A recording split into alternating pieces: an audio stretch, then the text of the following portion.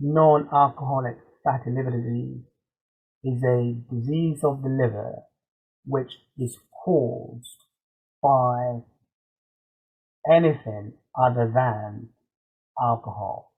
I should explain or elaborate on that.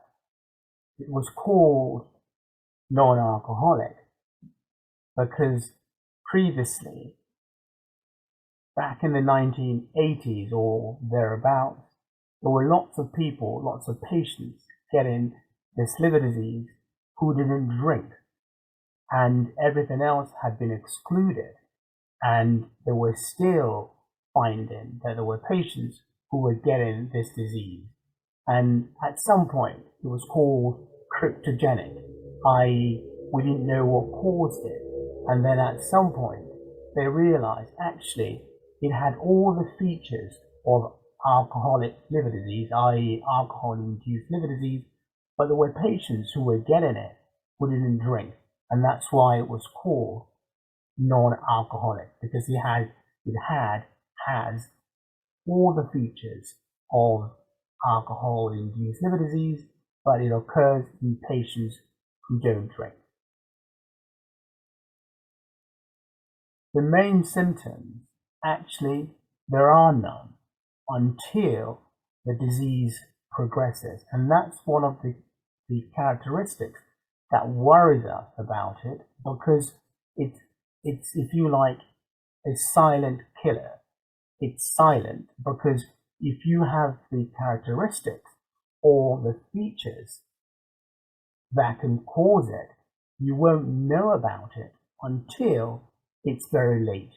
And a few months ago, I got in touch with the leaders of the general practitioners in my area and had a meeting with them because I was seeing lots and lots and lots of patients who were coming to my clinic with severe liver scarring, but nobody had been doing anything to detect these patients until it was not too late, but until the liver disease was quite severe. And why was that? Because, as I said already, it's silent. And so the features are silent. Nobody knows about it unless you go to a general practitioner and get your liver tests checked. And if your liver tests are abnormal, you then get referred to a consultant in hospital. Insulin resistance is the main cause, the primary cause of non-alcoholic fatty liver disease. But then you're going to say, well, what causes insulin resistance? The same thing that causes type 2 diabetes is what causes insulin resistance. So if your patient is overweight, if your patient is obese, there is a high chance that they will develop type 2 diabetes. And if your patient has type 2 diabetes, there is a high chance that they're going to get non-alcoholic fatty liver disease. So all the patients you see who have type 2 diabetes, de facto, most of them will have non-alcoholic fatty liver disease. All the patients you see with osteoarthritis who are overweight or obese, de facto, they will have non-alcoholic fatty liver disease. All the patients you see who have heart disease, who are overweight with type 2 diabetes, de facto, they will have non-alcoholic fatty liver disease. And that's what scares us about this, because in the middle, if you like, you can draw a little star called metabolic syndrome.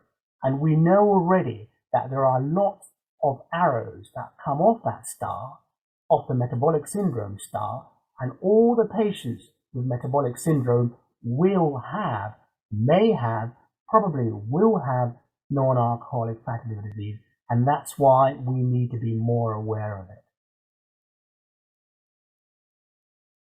At the most effective treatment option is to remove that star in the middle of metabolic syndrome.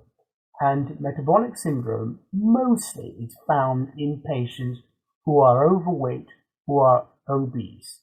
Therefore, what you need to do is reduce that star in the middle. You need to reduce the overweightness, you need to reduce the obesity. And at the moment, in the UK, in the US, worldwide, something like 25 billion of patients, of people worldwide had non-alcoholic fatty liver disease. I'll say that again. 25 billion persons worldwide had non-alcoholic fatty liver disease. The reason that's important is because if you don't do anything about it, at some point the liver will get scarred. And if the liver gets too scarred, the liver will fail. What do you do about it then? We need to do a liver transplant.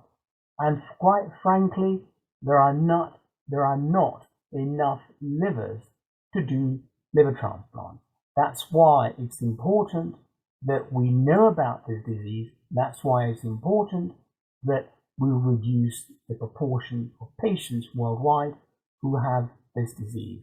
What can you do about it? Presently, there are no treatments for it, apart from, as I've said already, that star in the middle called the metabolic syndrome.